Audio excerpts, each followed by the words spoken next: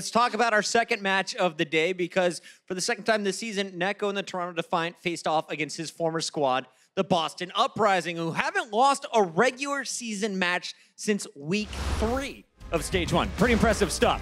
But let's take a look at the early action here. It was the Defiant taking the first control map here. Yeah, this team is pretty good, you could say, at this point, honestly. And I think we need to pin a lot of this down to the coaching and support staff that's behind Boston once again. We need to talk about the particular players behind the scenes, because they are swapping players in and out faster than a game of musical chairs. And yet they're still ending up putting up some results and reverse sweeping. You know? It wasn't pretty, though, in the first half. It was the Defiant in charge. Josh, what did you learn about Toronto today? Well, I think they still look very capable on these, in this stage, on this meta. I'm37's been putting up good performances, but again, they just can't close out the game. The Defiant are going to be really disappointed with this, because they were the better team in the first half. But like Brent's saying, Boston Uprising, they just always come back.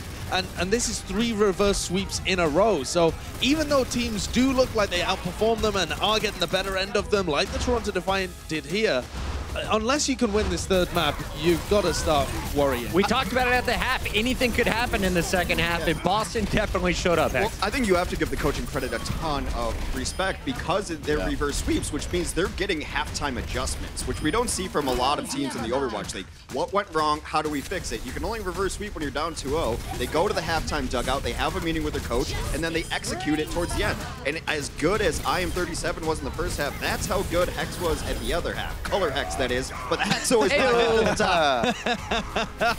Yeah, this one was an odd one as well on Rialto, because the Boston Uprising looked like they struggled a little bit with the offense, but then they just totally lock out Toronto on defense. And I think the reverse sweep gets into these players' heads. Oh, yeah. The idea of happening. Yeah, exactly. The Toronto Defiant could feel it, especially when they went onto Rialto. And then on Oasis, by the time Boston have got you here, it's all over, because your mentality is absolutely gone if you're the team that's about to get reverse swept. We talked about Neko so much because he's playing against his former team, but can we give AimGod some credit? The man who replaced him, AimGod crushed the on Honor sleeps today. were so good. Sick.